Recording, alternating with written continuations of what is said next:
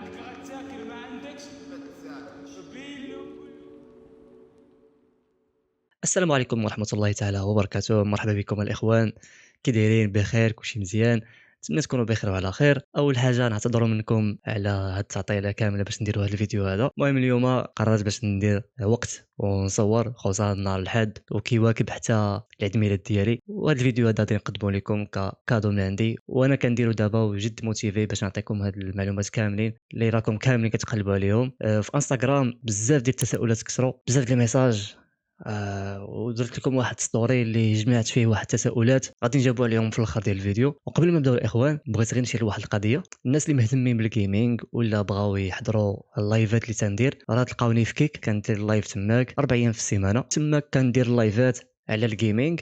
المهم هذا هو المحتوى اللي كندير داك الشانيل، ولكن مره تنديروا واحد الفقرات اللي تيكون فيهم فقط تساؤلات، ولا كنهضروا غير مع الناس اللي كيتفرجوا، ولا عندي شي سؤال على اي حاجه تنجاوب عليها، لا من ناحيه الجيمنج ولا من ناحيه الكارير ولا من ناحيه الحياه ولا اي حاجه. كيكونوا تساؤلات عامه وتيكونوا الناس اللي تيسولوا على تيد المانيا وتا هما كنجاوبهم في اللايف. المهم الا بغيتو تدخلوا ليا غادي تلقاوه هنايا ديال كيك، ولا غادي تلقاوه في الديسكريبشن. حاجه اخرى الاخوان نبغي ندوي عليها، كيف ما كتلاحظوا هنا في هذه الاحصائيات كيتبين لنا ان نسبه المشاهدين اللي كتفرج فينا فقط 10% منها اللي دايره الاشتراك و90% ما دايرهاش. داكشي علاش الاخوان الا كنتي اول مره تشوفني على اليوتيوب ما تنساش انك دير الاشتراك على هذه القناه، راه مازال جايين فيديوهات جداد، مواضيع مختلفه، وغادي يكونوا حتى فلوغات اللي فيهم غادي نشارك معكم التجربه الشخصيه ديالي في الواقع المعاش. وحاجه اخيره الاخوان ندوي عليها، وهو ان هذا الفيديو اللي كتفرجوا فيه دابا راه مصور من الصباح حتى الليل، الو غادي تكون واحد التغيير في الاضاءه، نتمنى ان شي ما يديرونجيكمش. وحاجه اخرى حتى المونتاج ديالو راه كيف ما لاحظتوا في انستغرام راه خدا الوقت بزاف، راه 10 ايام دابا وانا كنمونطي فيه. بيان سور ما كنبقاش 24 ساعه 24 ساعه في البيسي باش نمونطيه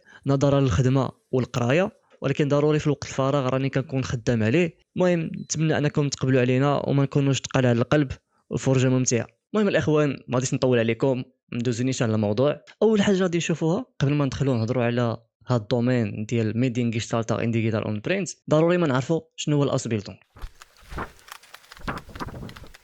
الاوسبيلدونغ هو تدريب مهني تيكون في المانيا، تيجمع ما بين الشركه والمدرسه. غير هو هنايا الاوسبيلدونغ تيكون عنده واحد النسبه كثيره في الشركه، كتكون مثلا عندك 5 ايام ولا 4 ايام في الشركه ونهار في الشوله اللي هي المدرسه. وهذا الاوسبيلدونغ هذا ولا تدريب مهني تيكون ما بين عامين حتى 3 سنين، 3 سنين ونص على حسب الشعبه ولا الميدان. وفي الاوسبيلدونغ كاين بزاف ديال الشعاب، ولكن للاسف كيف ما كنشوفوا كاين واحد التركيز على واحد 3 4 ديال الميدان اللي تيمشيو ليهم الناس، مثلا التمريض ولا الرعايه الصحيه ولا المجالات اللي عندها علاقه بالفندقه بحال مثلا الطبخ ولا اوتيل فخمان، وكاين حتى المجالات اللي عندهم علاقه بالميكانيك، كاين ديال الطوموبيلات، كاين ديال الالات لي ماشين. المهم هذا الميدان حتى هو مطلوب، وكاين ديال لافورماتيك، وكاين بزاف ديال المجالات اللي كتلقى مثلا الواحد في بلادو تيقرا واحد المجال اللي عنده فيه مثلا شي ديبلوم ديال عامين 3 سنين، وفي الاخير تيسمح في كل شيء وتيمشي يدير واحد من دوك الميادين اللي مطلوبين في المانيا غير باش يمشي.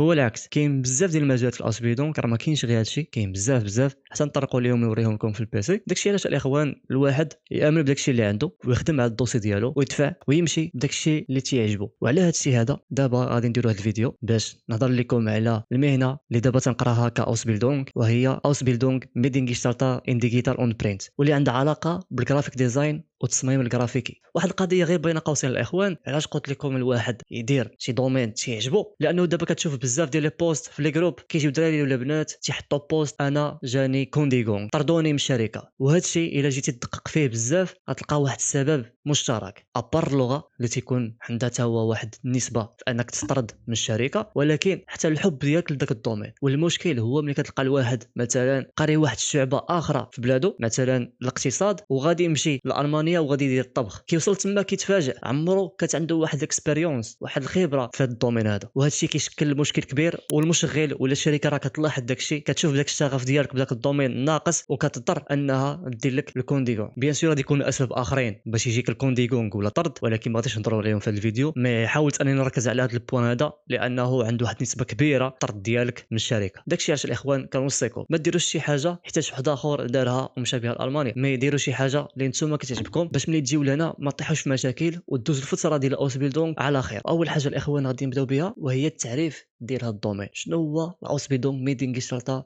ان ديجيتال اون برينت؟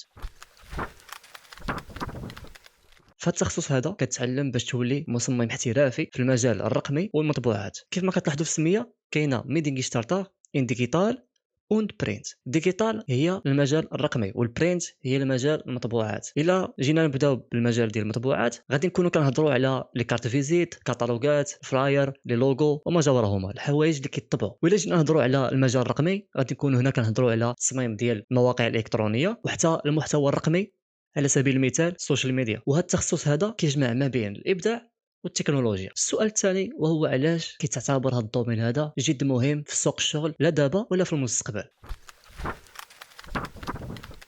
كيف ما كنعرفوا هذا الدومين هذا جد مهم لا للشركات الصغرى ولا الكبرى. والان اللي كنهضروا على سوق الشغل كنلاحظوا واحد الطلب متزايد على جرافيك ديزاين، وهذا الشيء كيجي مع الطلب المتزايد على الحلول الرقميه والتصميم الاحترافي. وناخذ واحد المثال الا كنتو لاحظتوا حتى نتوما في المحيط ديالكم لازم ما تكون شتي ان بعض الشركات ولاو تيركزوا على الاشهار الرقمي ولا يدوزوا يخدموا على السوشيال ميديا ديالهم اكثر واكثر، وهذا الشيء اللي كيخلي هذا الدومين هذا يكون عنده واحد الطلب بزاف. وناخذوا المثال القوي اللي قلب العالم راسا على عقب وهو ازمه كورونا اللي فيها نكونوا لاحظنا بلي بزاف ديال الشركات لا صغرى ولا كبرى ولاو كيعتمدوا على التسويق الرقمي باش يبيعوا المنتوجات ديالهم ولا حتى لي سيرفيس ديالهم، وهذا الشيء غادي يوفر لنا بزاف ديال مناصب الشغل في المستقبل. غندوز دابا للسؤال الموالي وهو شنو هما المجالات اللي تقدر تخدم فيهم ورا مثلا الاوس بيدونغ ديالك. من بين المجالات اللي تقدر تخدم فيهم مثلا وكالات الاعلان والدعايات، وهي وكاله كتكون متخصصه دير الاعلانات للشركات الكبار، وانتم كميديان جيستالتا كتكونوا كتساهموا في الانشاء هذه الوسائط الرقميه او المطبوعه. ثاني حاجه وهي دور النشر والطباعه، وهادو تيكونوا مطبعات كبار ولا صغار ولكن التركيز ديالهم تيكون على داكشي اللي كيتطبع. وانت كميديان جيستالتا غادي تكون كتكلف بالتصميم قبل ما تطبع الحاجه. وثالث حاجه كاين شركات البرمجيات وتصميم المواقع، وفي هاد الشركات كيكونوا كيتكلفوا بالتصميم ديال المواقع الالكترونيه ولي زابليكاسيون لي لوجيسيال، وانت كميديان جيستالتا كيكون الدور ديالك توفر لهم جميع العناصر الرسوميه او البصريه اللي غادي يحتاجوها. ورابع مجال وهو العمل الحر فريلانس، وهذا الشيء كيعني انك كتخدم راسك وكتكون انت كتقدم خدمات للشركات ولا الافراد. ندوز دابا للسؤال الموالي وهو شنو المتطلبات باش تقبل في هذا الاوس بيلدونغ. اول حاجه نبداو بالمتطلبات الاكاديميه. في هذا الدومين ما تيطلبوش الباك ولكن تيطلبوا يكون عندك فوق الاعدادي، ولكن يا اخوان كنصيحه كملوا الباك ديالكم. الا كان هنا شي واحد مازال تيقرا ومازال ما شد الباك ديالو وعينوا انه يجي الالماني بهذا الدومين هذا ولا باي دومين، من الاحسن تشد الباك ديالك عاد اجي. ولكن الا كنتي في ظروف معينه وما قدرتيش انك تكمل قرايتك فماشي مشكل. الا كنتي في اعدادي غادي تشوف الدومينات اللي تيقبلوا غير الاعدادي وتدفع ليهم. كنتي في الثانوي كاين هذا الدومين ودومينات اخرين اللي تطلبوا النيفو ديال الثانوي. المهم داك الساعات سير على حساب النيفو اللي عندك في القرايه، اولا تيبقى واحد الاختيار اخر وهو دير باك ليبر وتدفع الدومين اللي بغيتي نتايا. المهم الاخوان هذا رايي شخصي وانا كنشوفه كالتالي: ما حد عندك الفرصه انك تقرا في المغرب وما كتخلصش كتقرا في شي مدرسه عموميه ولا عندك الظروف باش انك تكمل قرايتك فكملها، ما تحبش حتى تشد الباك، لانه ديك الساعات ملي كتشد الباك ديالك راه ما تيبقاش غير الطريق ديال المانيا، مي يقدروا يتفتحوا لك بزاف ديال الطرقان. داكشي علاش الواحد اللي بغى يدير شي دومين ماشي يسمع ولا يقراها في الانترنت بلي تيطلبوا غير الاعدادي وصافي يحبس في الاعدادي ويدخل يقرا اللغه ويحاول يمشي بداك الدومين. لا، من الاحسن مثلا نتايا نعطي غير مثال، الا كنتي كتقرا في اعدادي ولا في الثانوي وعينك انك تخرج لالمانيا، قرا اللغه في الدار ولا دير شي سونتر باش تاخذ اللغه ديالك ولا الدبلوم ديالك وشد الباك ديالك ومن ديك الساعات راه ما تدفع. وهذا الشيء الاخوان علاش؟ لانه الواحد ما تيعرفش واش ضامن بلاصتو غادي يمشي في الطريق ولا لا، واش غادي يوصل لالمانيا ولا لا. داكشي علاش ماشي الواحد يحبس في الاعدادي ولا في الثانوي يقول صافي انا غادي نقرا اللغه وامشي دابا، راه ما كاينش هذا الشيء هذا. حاجه اخرى اللي انا كنشوفها مثلا هما تيطلبوا غير الاعدادي، لا، حنا تنكونوا جايين من واحد البلد اخر خصوصا بلدان تاع نورث افريكا، من الاحسن يكون عندك الابيتور اللي هو الباك، وهذا الشيء كيقوي الدوسي ديالك لانه اي حاجه زدتيها راه كتزيد الفرصه ديالك باش انك تقبل. ندوزو دابا لمستوى اللغه المطلوب في هذا الدومين هذا. هما تيقول لك البي 2 بي 2. انا بيرسونيلمون الاخوان مشيت بالبي 1 ولكن كان عندي واحد البورتفوليو اللي عاوني بزاف واللي خلى الشركه اللي قبلتني انها دير عين ميكا على اللغه وتركز على الخبره اللي عندي. ولكن الاخوان كنصيحه عافاكم ركزوا على اللغه ديالكم باش ما تطيحوش في المشكله اللي طحت فيها انا ولا اللي طاحوا فيها ناس اخرين. داكشي علاش ديما فيزيو كبير وخدموا على البي 2 ديالكم، راه غادي يعاونكم بزاف. واللغه ثم اللغه ثم اللغه. وثالث حاجه وهي المهارات الشخصيه المطلوبه، واللي هي الابداع، الانتباه الى التفاصيل، والقدره على العمل ضمن الفريق. وهاد المهارات هادو الا كانوا فيك بيان سور غادي يعاونوك باش تقبل، ولا حتى ملي غادي تجي لهنا بهاد الدومين غادي تلقى واحد الارتياحيه كبيره في الخدمه، وما غاديش تلقى المشكل في المهامات اللي غادي يعطيوك ولا مع الفريق ديالك. وندوزو دابا لواحد السؤال اخر، وهو كيفاش داير النظام ديال الدراسه في الاوس بيلدون. اول حاجه الاوس بيلدون كيف ما قلت لكم هنا في المانيا تيركز اكثر على الشركه، وداكشي عاده ما غادي تكون كدوز الوقت ديالك في الشركه اكثر ما غادي دوزو في المدرسه.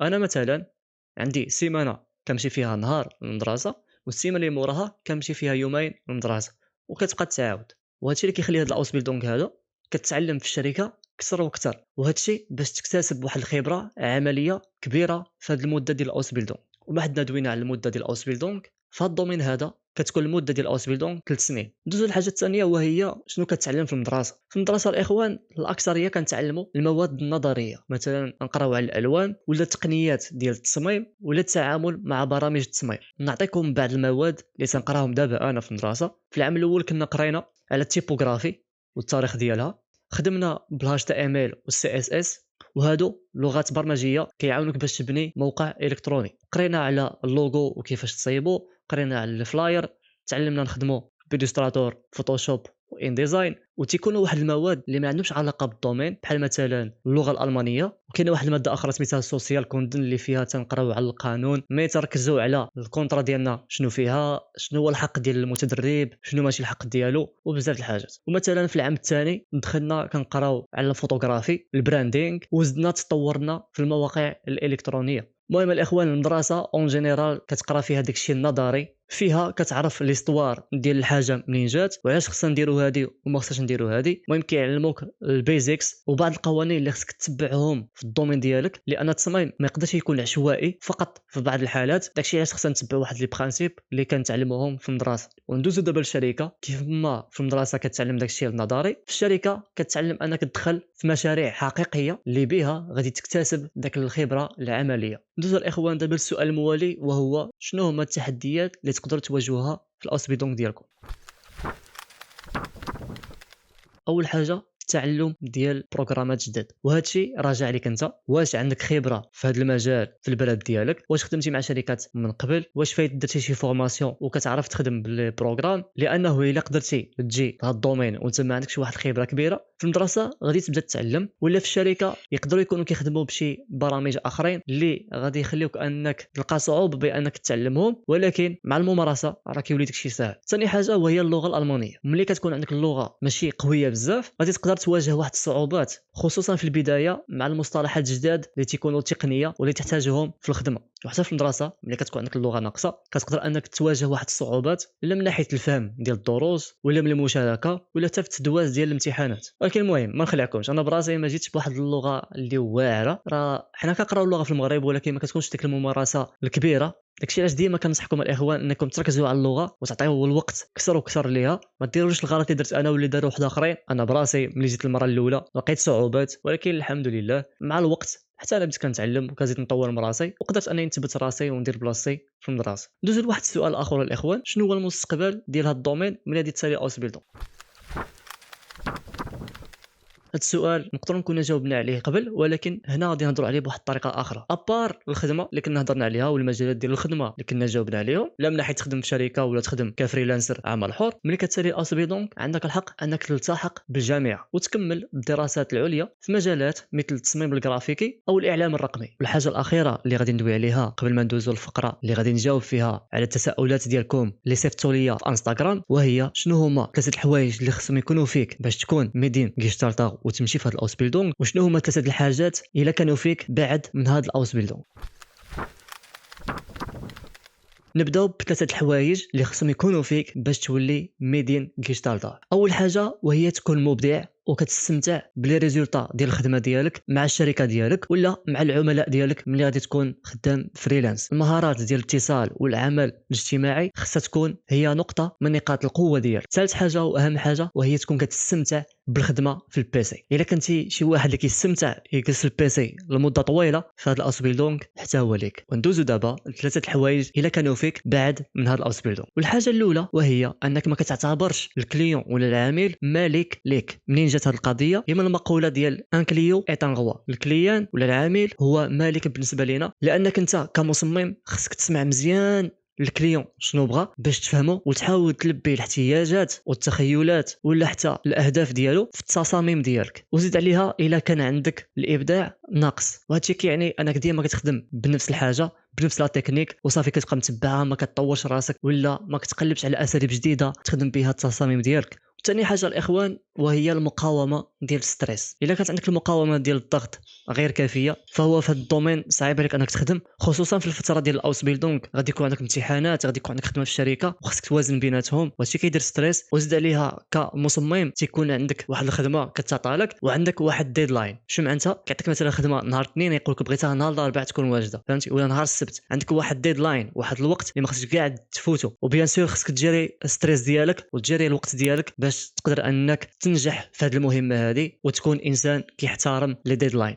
الحاجه الثالثه الا كنتي واحد الشخص ما كيهتمش بالتكنولوجيا والبرامج فهذا بحد ذاته مشكل. هذه بين قوسين الاخوان غادي نعطيكم واحد نصائح غير باش تقدروا انكم تطوروا وتقدروا تدوزوا هذا الاوس بيلدونغ على خير. اول حاجه الاخوان وهي تطور راسك براسك. شو معناتها؟ وهي ملي تكون كتقرا ولا كتخدم حاول تخرج واحد الوقت اللي تقدر تدخل وتقلب في الانترنت على دي كورس تيكونوا فري ولا تشوف دي توتوريال اللي تيكونوا في يوتيوب راه على الله عرام. وحنا في الدومين هذا داكشي كيكون براتيك اكثر. الا تعلمتي واحد التقنيه جديده ولا واحد المهاره اللي جديده راه بيان سور غادي تفيدك لا من ناحيه الاوس بيلدونغ ديالك ولا من ناحيه لي زيكزام ولا من ناحيه الخدمه. في الخدمه ديالك غادي تكون عندك واحد لا بريزونس كبيره وغادي تقدر تثبت راسك في الخدمه، وهذا الشيء غادي يخلي المشغل ديالك حتى الا كانت اللغه ديالك ناقصه ولا شي حاجه ما غاديش يقدر يدير لك الكونديون كيتحلاش انت كتقدم له واحد الخدمه اللي زوينه واللي احترافيه وما غاديش يبغي يسمح فيك. الحاجه الثانيه الاخوان الا كان الواحد جا لهنا الا كنتي عندك اكسبيريونس اللي ما عندكش ديما الا ما فهمتيش شي حاجه وهذا الشيء راجع السبب ديال اللغه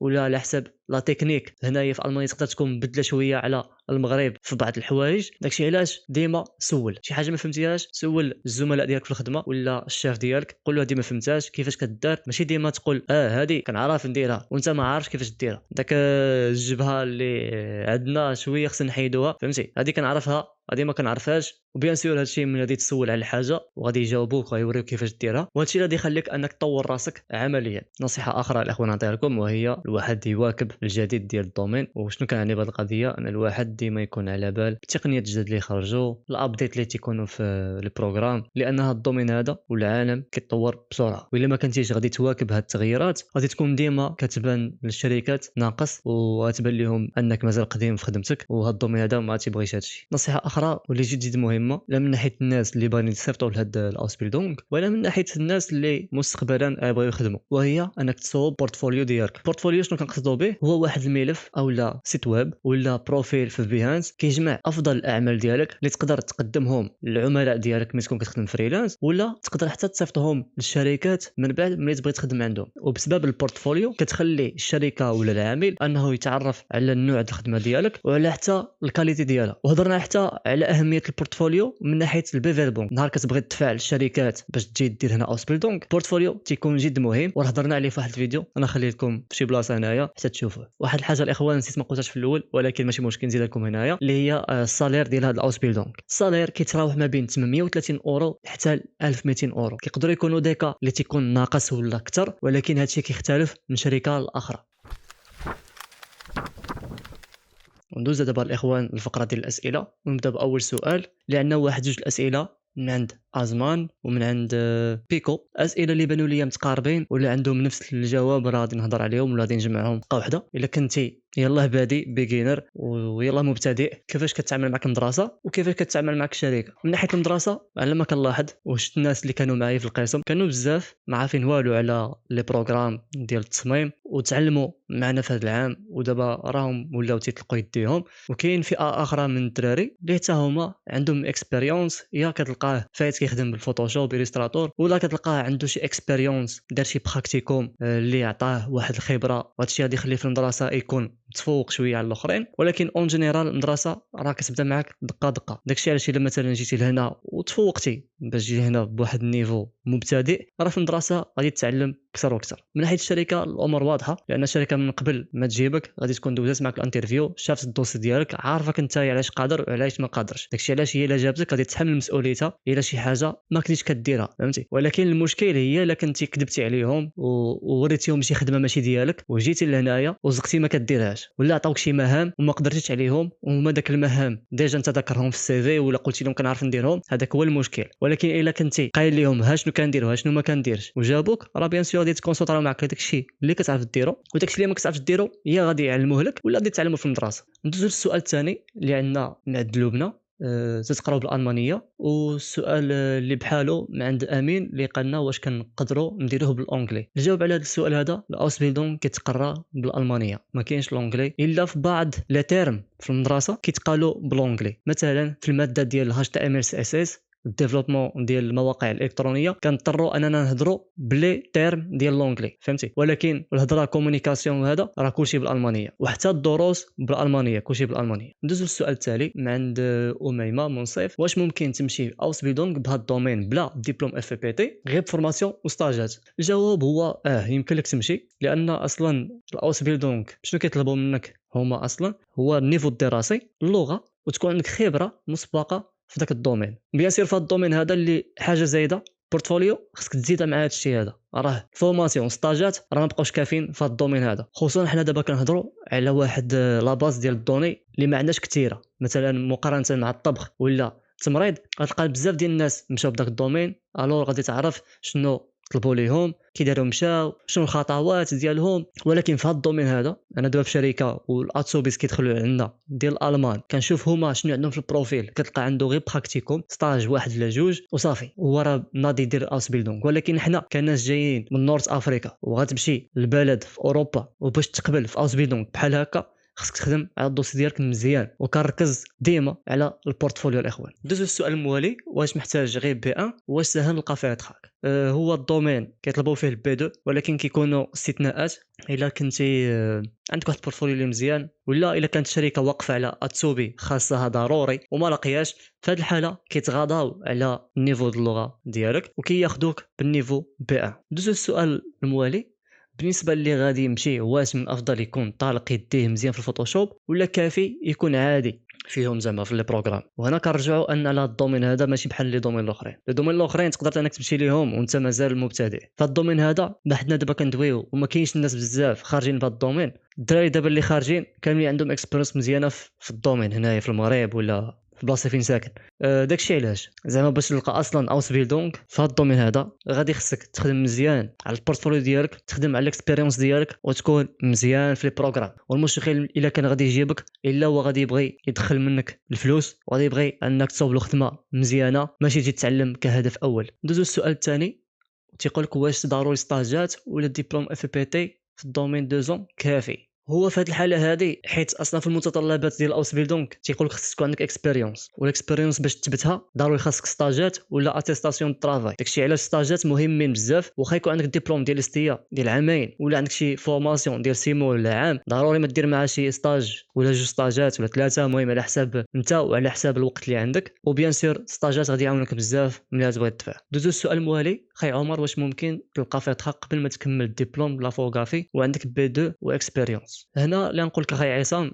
يمكن لك تلقى كونطرا وانت مازال ما ساليتي الدبلوم ديالك لا فوغرافي. حيت علاش؟ الا كنتي ديك الساعات كتدفع غادي تكون كتدفع بالبورتفوليو، الدوسي ديالك بفيربونك غادي يكون فيه بيان سير البي 2 ديالك، وغادي تكون فيه الاكسبيريونس يا ستاجات يا اتيستاسيون دو طرافاي، وهادشي كافي على انه يخليك تقبل في الاوسبيلدونغ. الدبلوم ماشي ضروري. ندوزو للسؤال الموالي مع الطوبي، تيقول مقارنه مع الاستيا شكون اللي جاتك فيه القرايه ميسره اكثر وبجوده عاليه؟ فهاد السؤال هذا الاخوان راه القضيه باينه، هنا كتكون الجوده ديال القرايه اكثر واحسن مقارنه مع الليستيه اللي قريت فيها انا في داك ليبوك هذاك، لان في داك الوقت اللي كنت انا كنقرا فيه قبل كورونا ما كانش الفورماسيون واعره بزاف، كان داكشي ليميتيك، تعلمنا غير البيزكس وما كانش داكشي ديفلوبي مقارنه مع سوق الشغل. اللي كان عاوني بزاف في داك الفورماسيون ديال العامين هو لي ستاج اللي كنت درت في داك العام ولا العامين ديال الليستيه، هما فين تعلمت اكثر، هو فين قدرت ندير واحد البورتفوليو اللي زوين. بيسير حتى حنا عندنا في المغرب مدارس كبار، ولكن الاكثريه كتلقاهم بالفلوس، وتا هما تيديروا دي فورماسيون اللي واعرين وتيكونوا في واحد النيفو لي مونديال. ولكن كخلاصه زعما ليستيه مقارنه مع لاوس بيلدونغ هنايا احسن بزاف. ندوزو للسؤال من عند انس، تيقول كيفاش كيدوز الانترفيو مع الشركه وشنو كيسولوك بلي ديتاي وكيفاش تقنعهم. المهم هذا السؤال هذا راه فيه بزاف ما يتقال، ولكن المهم نعطيك زعما كخلاصه، ما كاينش زعما شي اسئله اللي ديما كيتعاودوا، ولكن انت خصك توجد راسك لكل شيء. ولكن كاين واحد الاسئله عاوتاني اللي بيزيك ديال التعريف عن النفس، تهضر على الاكسبيريونس ديالك، تهضر لهم على داكشي اللي كتعرف دير وعلاش بغيتي دير هاد اوس بيلدونغ، وداكشي علاش خصك تكون ديما موجد، لانه شي مرات في الانترفيو تيقدروا يسولوك شي اسئله خارجين على الدومين ولا على داكشي اللي تكون موجد. مثلا يهضر لك على شي موضوع ديال الساعه، فهمتي، يقول لكم كيفاش نتوما كتعاملوا معاه في المغرب، ولا يهضر لك على الطقس. المهم خصك تكون موجد راسك لكل شيء. ندوز عاوتاني للسؤال الموالي اللي تيقول لك باي لغه كتقراو، هذه راه جاوبنا عليها، كنقراو بالالمانيه، وكيفاش نظام الامتحانات داير ومدى الصعوبه ديالهم مقارنه مع القرايه في المغرب. من ناحيه نظام الامتحانات كيبان لي انا هنايا ساهل على المغرب، وحتى الامتحانات ديالهم ما غاديش زعما تقول هذه لا استاذ ما قريناهاش حطيتيها لنا، لا هادشي نساه هنايا. داكشي اللي كتقراه في القسم واللي تيكون في الكور هو بالضبط اللي كيتحط في الامتحانات. وشي مرات بقوت ما داكشي زعما كيحطوه هو النيت، شي مره كيكون شي تمرين دوزتيه في الكور هو النيت كيعاود يحطوه في الامتحان. داكشي علاش خصك تكون منتبه في الكور، والا انتبهتي وكنتي كتقيد لي نوت ديالك وهذا راه الامتحانات كاملين غادي يكونوا مزيانين. الامتحانات بعدا كيفاش كندوزوهم، عندك بعدا موديل كيكون مثلا طويل كيقول لهم ال اف لارنفيلد مثلا اخت ولا زيبن ولا ما عنده واحد الرقم وتكون عنده سميه، كنبداو فيه ومع كنضربوا واحد جوج 3 لي شابيتر 4 لي شابيتر كندوزو امتحان. مثلا تيكون واحد الموديل فيه 8 لي شابيتر كنضربوا 4 ندوزو امتحان، عرفتي 4 واحد اخرين كندوزو امتحان. ولا نوت كتكون من 1 حتى ل 6، الواحد هي اعلى نقطه وانت غادي 2 3 4 5 6. وفي لي نوت خصك ديما تحاول تفادى ال5 و6، 4 الفوق راك مزيان وغادي تنجح. دوزو السؤال الموالي واللي تيقول لك واش هاد الدومين فيه الخصائص، وسؤال واحد اخر مع الاخ فريد تيقول لك واش هاد الدومين مطلوب لانفوغرافي. كيف ما هضرت قبل في الاول الفيديو، دومين عنده مستقبل ولحد الان حنا دابا في واحد البيريود وعليه واحد الطلب هاد الدومين هذا. الا جينا نهضروا على الخصائص في الخدمه كاين الخصائص بزاف، جينا نهضروا على الاوس بيلدونغ مقارنه مع لي دومين الاخرين بحال التمريض ولا الكوخ ولا داكشي اللي معروف ماشي بحال، ولكن راه ملي كتبغي تدخل تقلب فمثلا في لي سيت كتلقى بزاف ديال البلايص وبزاف ديال الشركات كيقلبوا على الاتسوبيز اللي يديروا عندهم اوس بيلدونغ. هنا عندنا واحد الميساج واللي وصل في البلاصه ديال الكويستشنز، يقولك اهلا عمر، بغيت نسولك اجيس انا دابا في واحد سيتويشن اللي دزتي منها حتى انت ما كراش تعاوني بداكشي اللي عارف. المهم انا عندي ديبلوميستيه انفوغرافي وقريب نكمل عام ديال اكسبيرينس بروفيسيونيل لي ستاج والخدمه، بغيت ندخل نقرا جيرمان وانا تعرف ديال بصح بغيت نعرف واش ساهل تلقى كونطرا وواش الدومين مطلوب ولا غير غنضيع الوقت. كندوز من بيريود صعيبه بزاف، والله ما كرهت شي ادفايس من عندك، شكرا بزاف. المهم كيف ما بان لي القضيه عنده بحالي سيتوياسيون انا دزت من ليستيه، غير هو عنده عام ليكسبيريونس، انا كانت عندي وقيله شي 4 سنين ديال الاكسبيريونس. المهم نقول لك بروسكي الا ما كنتش تثق في راسك وغادي تامن داكشي اللي عندك راك ما غاديش تقدر تكمل في الطريق هذه واحد. لانه النهار اللي كنت باغي نخرج بهذا الدومين راه كنت كنسول لي سونتر على الامكانيه واش نقدر نخرج بهذا الدومين، كلشي كان كيقول لي لا، اذ انه في واحد الوقت راه كنت نقلب على انني ندفع دومين اخر غير باش نمشي، ولكن بقيت متشبت حتى لاخر لحظه والحمد لله في اخر المطاف قدرت انني نلقى كونطرا ومشيت بالدومين اللي انا كنبغي. حاجه وحده اخويا اللي غادي نقول لك اخاي، خدم على اللغه ديالك، هذه واحد. ثاني حاجه البورتفوليو، وثالث حاجه داك الدوسي اللي يكون كتدفع به صوبو مزيان مع حد جرافيك ديزاينر وعندك الاكسبيريونس بيان سي غادي تكون اتقادو مزيان، حيت داك الدوسي حتى هو راه تيعطي العين، وملي كيشوف المشغل داك الدوسي مصوب بطريقه زوينه احترافيه كيعرفك انك استثمرتي الوقت ديالك في داك الدوسي، وضروري ما يدير معك شي انترفيو باش يعرف كيفاش داير ويتعرف عليك اكثر. ندوزو السؤال الموالي من عند امين عاود، واش الاوس بيدونغ عنده وقيته في العام او لا على طول العام محلول، بنا في اي وقيته ندفع ليه. هو تيكونوا هو نورمالمون الاوسبيدونغ ديال ميدلينغ شتالتا تيتفتح ولا كيبدا واحد شهر 8،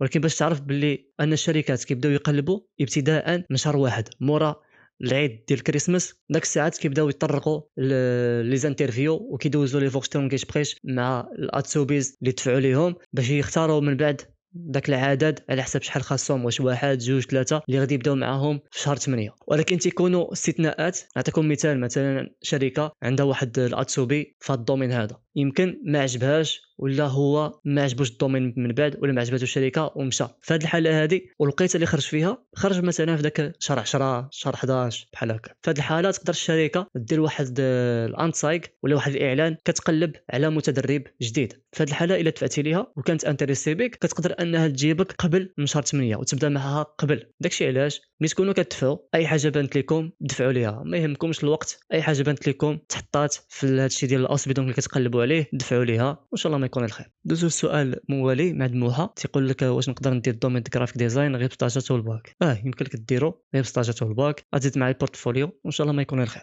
دوزو السؤال موالي مع يوسف اللي تيقول لك واش احسن الخدمه ولا اوسبيدونغ؟ مع العلم عندي 7 سنين ديال التجربه في هذه الحاله هذه اخاي. نقدر نقول لك الا عندك كيفاش دير واحد الاعتراف بالدبلوم ديالك والدفاع الخدمه غادي يكون احسن. غادي واحد حيت 7 سنين ديال التجربه كنظن غادي تكون انت واحد 25 29 27 عام بحال هكاك، غادي تربح بزاف ديال الوقت. سينو الا بغيتي تجي وتعاود تقرا من جديد وعندك داك النفس الطويل دفع الاوسبيدون. وبيان سير ما نوصيكش دابا 7 سنين ديال التجربه تبارك الله غادي يكون ديجا عندك واحد البورتفوليو اللي مزيان دفع به، اوف كورس ان شاء الله ما تلقى غير خير. غادي يبقى لك حاجه وحده تركز عليها وهي اللغه. سؤال اخر من عند يوسف، واش ضروري الاعتراف بالدبلوم ولا الباك؟ الا كنتي تدفع الاوسبيدونغ ماشي ضروري الاعتراف بالدبلوم ولا الباك، فقط الترجمه كافيه. ولكن الا كنتي تدفع الخدمه ضروري انك دير الاعتراف بالدبلوم.